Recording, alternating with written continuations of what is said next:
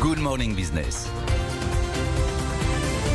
Débat autour des 10 leçons économiques de la crise de la Covid avec Emmanuel Le Chypre, avec Jean-Marc Daniel. Leçon du jour, la Covid a-t-elle creusé les inégalités ? Et comment répondre aux attentes sociales qui, alors, objectivement, seront très fortes. On commence avec Jean-Marc Daniel. Oui, je crois qu'effectivement, quand on regarde sur le plan pratique, il y a un certain nombre d'inégalités qui sont apparues, des gens dont la situation a été manifestement abîmée. Il y a des gens qui sont menacés de chômage. Mais je crois qu'il y a quelques clivages qu'on ne voit pas peut-être de façon immédiate et qui sont très importants. Il y en a 3 que j'identifierai. Le premier, c'est un clivage générationnel. C'est-à-dire que quand même, les gens qui étaient le plus menacés par la maladie, c'était les personnes les plus âgées. Et les gens qui ont vu leurs revenus maintenus, parce qu'on n'a pas touché aux retraites, ce sont eux. Et donc je pense qu'une des réponses à cette inégalité, à ce clivage, à cette tension potentielle, ce serait de demander un effort fiscal aux personnes, aux vieux, aux retraités, et donc un impôt coronavirus. La deuxième chose, toujours dans la logique intergénérationnelle, ce qui est apparu, c'est effectivement l'inégalité face à l'enseignement.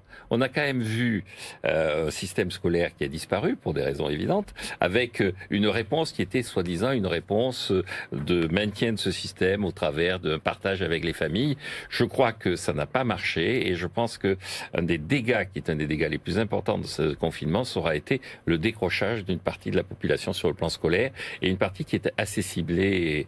Et puis, le troisième élément, c'est aussi une sorte d'inégalité de clivage entre le secteur public et le secteur privé. Là aussi, on a mis le secteur privé au chômage partiel avec une partie des compensations.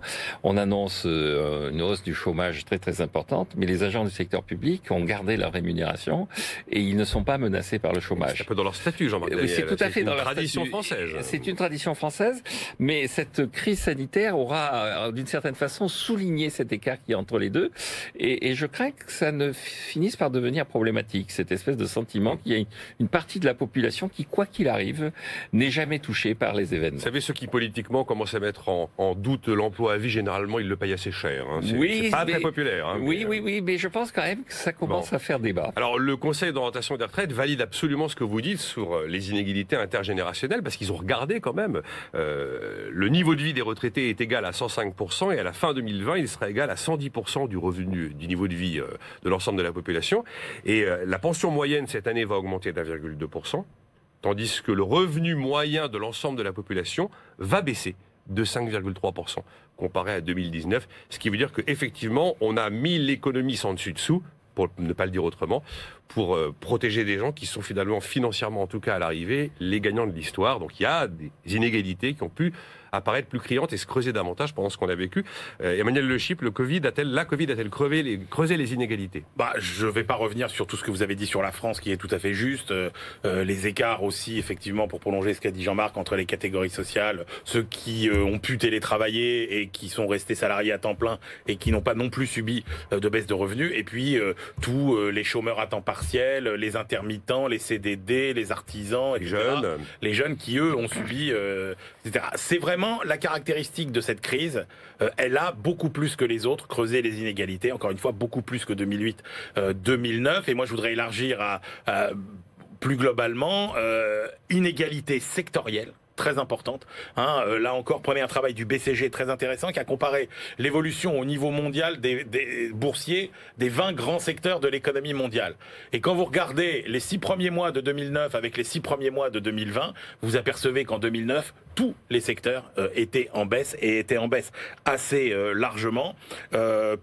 Par contre, quand vous regardez en 2020, sur les 20 grands secteurs, vous en avez 5 qui sont en assez forte hausse sur le premier semestre et vous en avez 15 qui sont en baisse, sachant que les secteurs gagnants, c'est biopharmacie, technologie médicale, les biens de consommation, les télécoms et tout ce qui tourne autour de la santé. Et puis, enfin, c'est une crise qui creuse aussi les inégalités entre pays, puisque vous voyez bien que les pays n'ont pas géré la crise de la même façon. Tous n'en sortiront pas affaiblis de la même façon.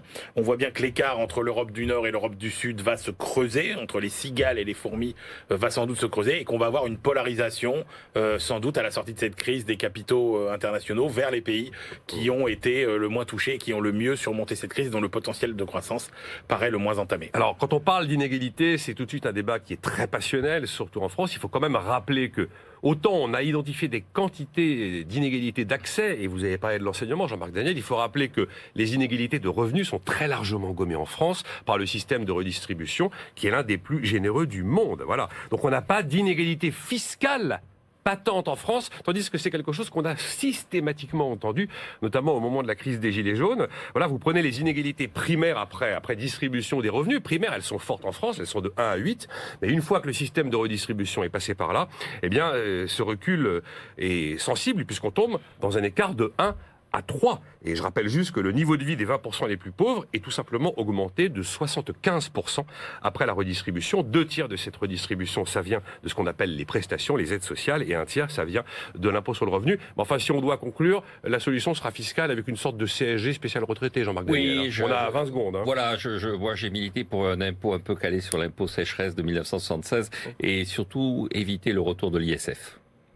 On n'en parle plus. On n'a pas essayé de ressusciter l'ISF à l'occasion de cette crise. Alors, pas vraiment, en tout cas. Si, oui, enfin un peu. Mais il y a aujourd'hui 75% des Français qui considèrent que, c'est un sondage Doxa, que les riches devraient contribuer et devraient payer. Alors, pas forcément, d'ailleurs, les gens sont conscients que l'ISF, bon, voilà, c'était has-been, mais une contribution exceptionnelle, pourquoi pas, les Français ne sont pas contre. Et après tout, pourquoi pas? Le FMI avait imaginé en 2013, au moment de la crise des dettes souveraines, et si on prenait 10% d'un coup de tous les patrimoines pour régler la facture? Bon, on n'en est pas là.